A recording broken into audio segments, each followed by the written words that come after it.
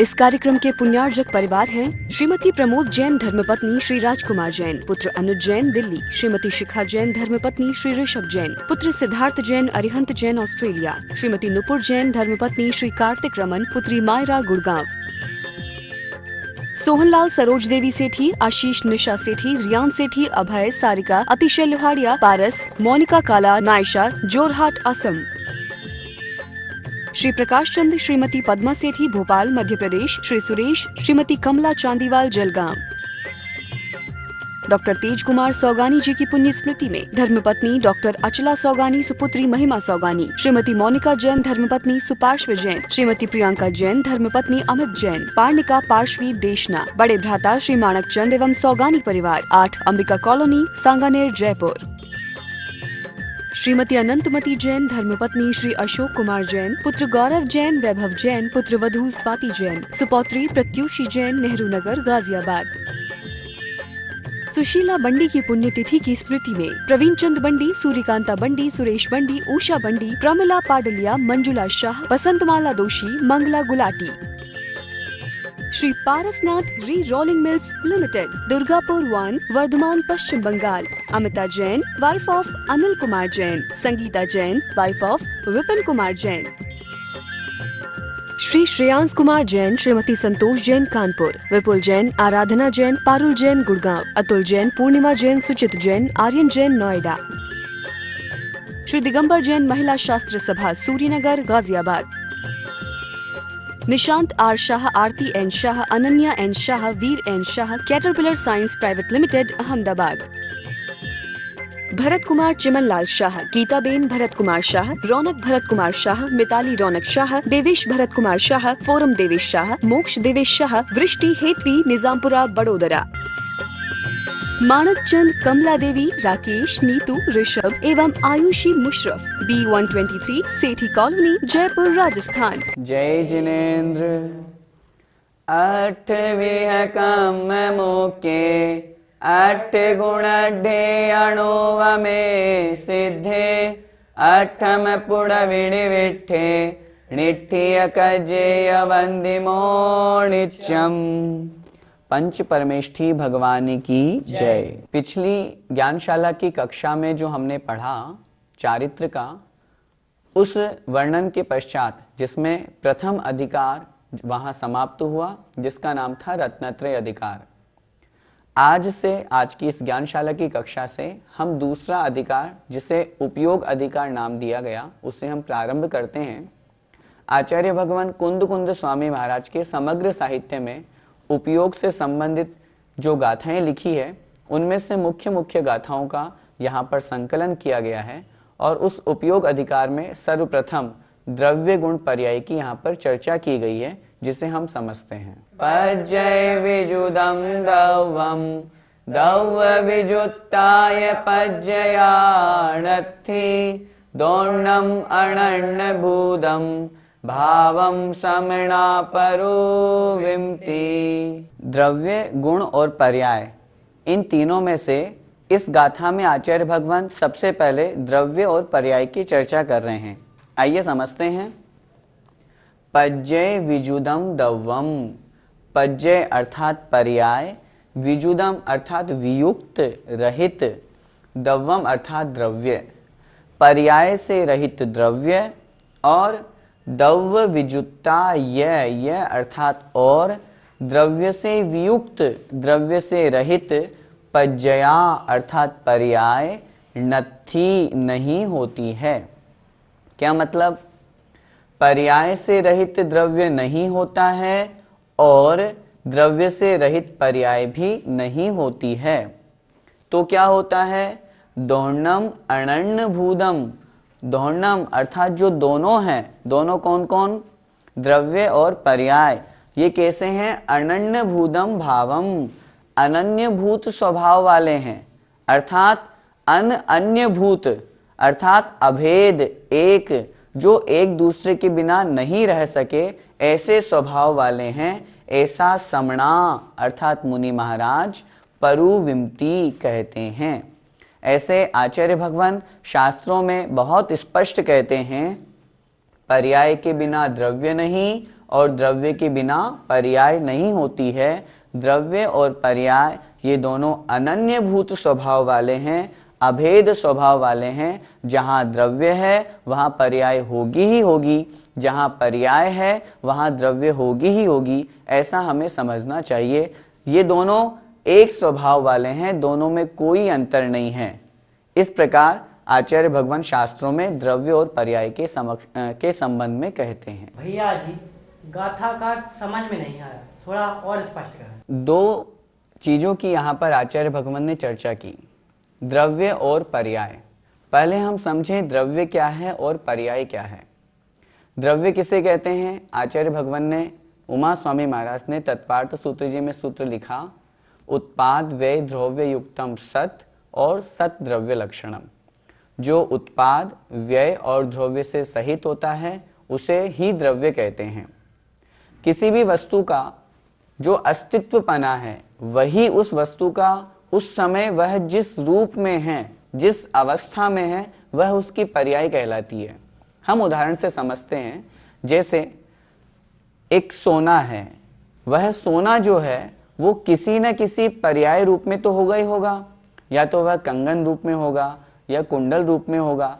तो जिस रूप में होगा, जिस अवस्था में होगा, वह कहलाएगी उसकी पर्याय, और वह जो सोना है वह है द्रव्य। बात चल रही है यहाँ पर कि द्रव्य के बिना पर्याय नहीं और पर्याय के बिना द्रव्य नहीं। क्या मतलब? जैसे आत्मा, हम जीव हैं, अभी हमारी कौन सी पर्याय? हम मनुष्य पर्याय में हैं। जैसे कोई नारकी जीव है तो उस आत्मा की, उस नारकी जीव की पर्याय कही जाएगी नारकी जीव, और वह जीव कहा जाएगा द्रव्य। तो द्रव्य हो और पर्याय नहीं हो, ऐसा कैसे हो सकता है? जैसे माना कि हमारी ये अंगुली, ये द्रव्य है, अभी इस पूरी हमने ऊपर उठा रखी है तो ये इस रूप पर्याय में है। जब हम ऐसा कर देंगे तो इसकी पर्याय दूसरी हो गई, फिर ऐसा कर देंगे तो इसकी पर्याय चेंज हो गई। क्या कभी ऐसा हो सकता है कि पर्याय तो बनी रहे लेकिन अंगुली नहीं हो? अर्थात पर्याय तो हो लेकिन द्रव्य नहीं हो। या कभी ऐसा हो सकता है कि द्रव्य तो हो और कोई पर्याय नहीं हो? कभी नहीं हो सकता। इसीलिए आचार्य भगवान ने यहाँ बहुत स्पष्ट लिखा, उत्पाद, नवीन पर्याय की उत्पत्ति को उत्पाद कहते हैं, पूर्व पर्याय के विनाश को व्यय कहते हैं। लेकिन इन दोनों अवस्थाओं में जो हमेशा बना हुआ है, जो द्रव्य रूप में है, नित्य है, उसे कहते हैं द्रव्य। जैसे यह एक पुस्तक है, पुस्तक जब तक है वह पुद्गल द्रव्य अभी पुस्तक के रूप में है। साल, 6 महीने, 2 साल, 5 साल, 10 साल बाद जब इसकी अवस्था समाप्त हो जाएगी, गल जाएगी, माना कि इसको हमने अग्नि विसर्जित कर दिया, तो यह जो पुस्तक रूप पर्याय है यह परिवर्तित होकर के राख रूप पर्याय में परिणमित हो गई। द्रव्य तो यहाँ पर भी पुद्गल था, द्रव्य वहां पर भी पुद्गल है, लेकिन उसकी कोई ना कोई पर्याय रहेगी ही रहेगी। उस समय उसकी राख रूप पर्याय हो गई, अभी यह पुस्तक रूप पर्याय है। तो यहाँ इस गाथा में यही समझाया गया है कि कोई भी द्रव्य है तो उसकी कोई ना कोई पर्याय होगी ही होगी। पर्याय की परिभाषा आचार्य भगवान उमा स्वामी महाराज ने तत्वार्थ सूत्र के 5वें अध्याय में अंतिम 42वें सूत्र में लिखा, तद भावः परिणाम है। तद मतलब वह जो द्रव्य है, उस द्रव्य का जो भाव है, वह जिस रूप में है, उसी का नाम है परिणाम अर्थात पर्याय। कोई सा भी द्रव्य, हम पुद्गल द्रव्य की बात करें, यह जो पेन है, यह पेन अभी पुद्गल द्रव्य इस पेन रूप पर्याय के रूप में है। यह पेन रूप में है, इसीलिए यह पेन उस पुद्गल द्रव्य की पर्याय हो गई। तो द्रव्य और पर्याय दोनों हमेशा साथ में होगी ही होगी। आप खूब चिंतन करें, मुझे एक भी ऐसा एग्जाम्पल बताओ जो द्रव्य तो हो लेकिन पर्याय नहीं हो। ऐसा कभी हो ही नहीं सकता। सिर्फ जीव और पुद्गल नहीं, किसी भी द्रव्य के साथ नहीं हो सकता। ऐसा भी नहीं हो सकता कि पर्याय तो हो और द्रव्य ही नहीं हो, कभी नहीं हो सकता। इसीलिए आचार्य भगवान यहाँ बहुत स्पष्ट कह रहे हैं, द्रव्य और पर्याय दोनों एक रूप हैं, दोनों एक दूसरे के बिना नहीं रह सकते। जहां द्रव्य होगा वहां पर पर्याय होगी ही होगी, और जहां पर्याय होगी वहां निश्चित रूप से द्रव्य होगा ही होगा। भैया जी, यहाँ पर अनन्य रूप अनन्य भूत से क्या समझा जाए? अनन्य भूत, अन्य भूत, अन मतलब नहीं है, अन्य मतलब दूसरे स्वरूप, अर्थात जो अन्य रूप नहीं है, भेद रूप नहीं है, अलग अलग नहीं है, एक ही है, एक ही स्वरूप वाले हैं, अर्थात जो एक दूसरे के बिना नहीं रह सकते, उसे कहते हैं अनन्य भूत। उदाहरण से हम समझें, जैसे गोरस, गोरस हो और उस गोरस के अंतर्गत जो आगे जाकर के दूध, दही, घी आदि जो उसकी पर्याय रूप परिणमन होने वाला है वो नहीं हो, और दूध, दही, घी आदि पर्याय रूप परिणमन हो और गोरस नहीं हो, क्या कभी ऐसा हो सकता है?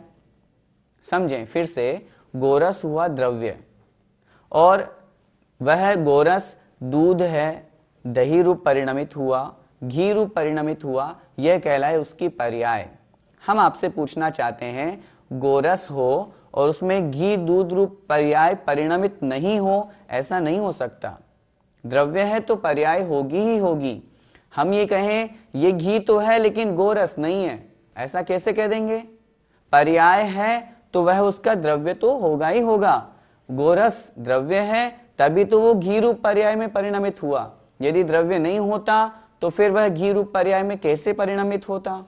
इसीलिए द्रव्य और पर्याय दोनों एक रूप हैं, दोनों एक दूसरे के बिना नहीं रह सकते। जहां द्रव्य है वहां पर्याय होगी ही होगी। भैया जी, जो जीव मोक्ष को प्राप्त हो गए हैं उनकी कौन सी पर्याय मानी जाए?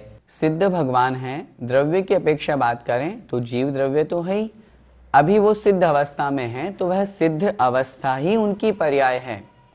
अष्ट कर्मों को नष्ट करने के पश्चात जब वो सिद्धालय सिद्ध क्षेत्र में विराजमान हैं तो अगुरु लघु गुण जो शुद्ध द्रव्यों में परिणमन का निमित्त बनता है, उस रूप शुद्ध शुद्ध शुद्ध प्रति समय परिणमन तो बनेगा ही बनेगा, तभी तो द्रव्य हैं। द्रव्य की परिभाषा हमने पढ़ी, उत्पाद व्यय द्रव्य युक्तम सत, जिसमें उत्पाद भी हो, व्यय भी हो और द्रव्य नित्यता भी बनी रहे। तो उत्पाद और व्यय ये पर्याय की अपेक्षा से ही तो होगा। और जब पर्याय में परिणमन की बात करेंगे तो आचार्यों ने शास्त्रों में लिखा, शुद्ध द्रव्यों में अगुरु लघु नामक गुण होता है, उस गुण के निमित्त से षड्गुणी हानि षड्गुणी वृद्धि ये परिणमन प्रति समय चलता रहता है, और प्रति समय परिणमन चलने का नाम ही पर्याय है। तो उस अवस्था में भी उनकी वह पर्याय हमें समझनी चाहिए। जो सिद्ध भगवान पूर्व अवस्था में पद्मासन से मोक्ष को प्राप्त हुए, उनकी उस सिद्धालय में पद्मासन स्वरूप व्यंजन पर्याय है। जो खड्गासन से मोक्ष को प्राप्त हुए, उनकी वहां पर खड्गासन स्वरूप व्यंजन पर्याय है। तो पर्याय तो कोई ना कोई रहेगी ही रहेगी, बिना पर्याय के द्रव्य नहीं। यदि हम यह कहें कि नहीं कौन सी पर्याय माने, हमें तो नहीं समझ आ रही, या पर्याय ही नहीं होती होगी वहां, तो वो तो शुद्ध हो चुके, सिद्ध हो चुके, तो जब अगर हम पर्याय नहीं मानेंगे तो फिर उनके द्रव्यत्व पर भी प्रश्न चिन्ह उठेगा। फिर वो द्रव्य कौन से माने जाएं? उत्तर मिलेगा जीव द्रव्य माने जाएं। तो जब शुद्ध जीव द्रव्य हम मान रहे हैं तो फिर पर्याय तो माननी ही पड़ेगी, क्योंकि द्रव्य बिना पर्याय के होता ही नहीं।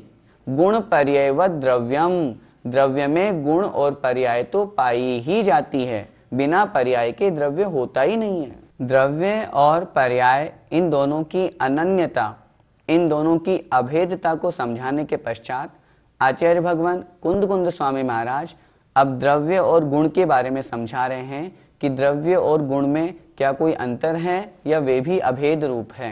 आइए समझते हैं। द्रव्येण वीणाण गुणा गुणे ही द्रव्यम वीणाण संभवति अवधिरितो भावो द्रव्य गुणाणम भवति तम्हा। द्रव्येण वीणाण गुणा, द्रव्येण अर्थात द्रव्य के, वीणा अर्थात बिना, ण अर्थात नहीं होते हैं, गुणा अर्थात गुण। द्रव्य के बिना गुण नहीं होते हैं।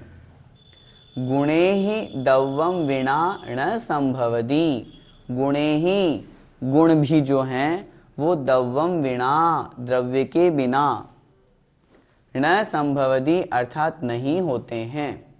द्रव्य के बिना गुण नहीं होते हैं और गुण के बिना द्रव्य भी नहीं होता है। अव्यतिरिक्तो भावो, कैसे हैं ये द्रव्य और गुण?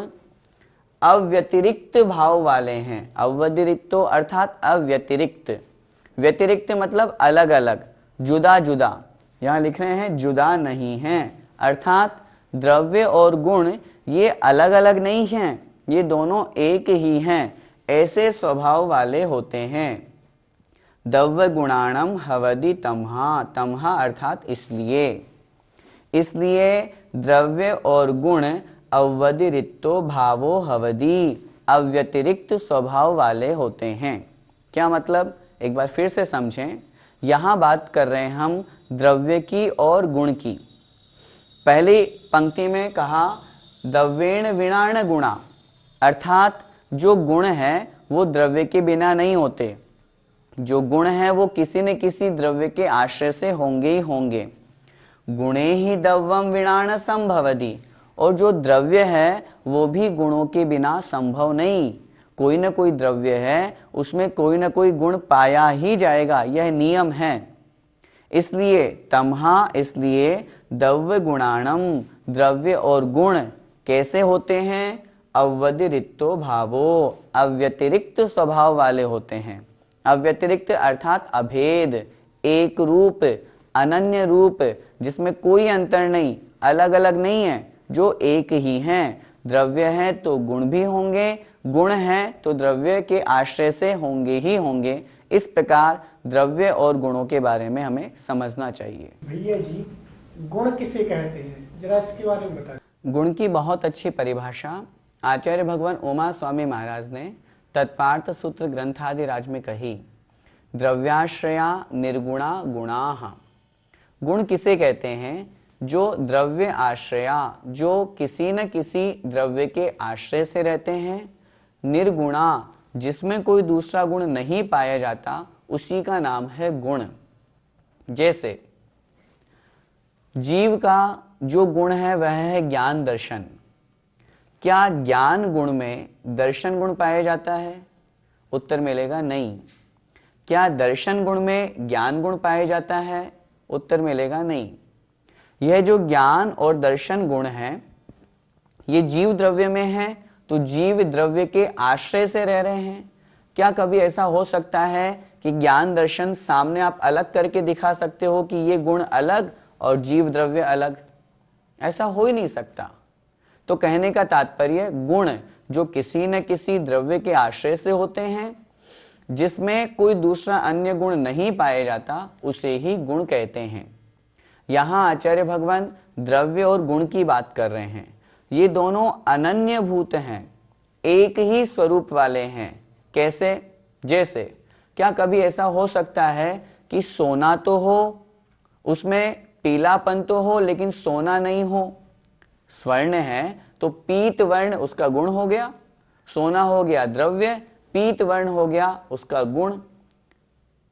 क्या कभी ऐसा हो सकता है कि सोना तो हो और पीलापन नहीं हो, या कहीं पीलापन की जब हम बात करें तो वहां स्वर्णपना नहीं हो? क्या कभी ऐसा हो सकता है कि जीव द्रव्य हो और उसमें ज्ञान दर्शन गुण नहीं पाए जाते हो? एक दो उदाहरण बता दीजिए। चाहे वह एकेंद्रिय हो, चाहे पंचेंद्रिय हो, नारकी हो, मनुष्य हो, देव हो, तिर्यंच हो, किसी भी गति का जीव हो, कितने भी इंद्रिय जीव हो, चाहे वह निगोदिया भी क्यों ना हो, उसमें ज्ञान दर्शन गुण तो पाया ही जाएगा। क्यों पाया जाएगा? क्योंकि वह जीव द्रव्य है।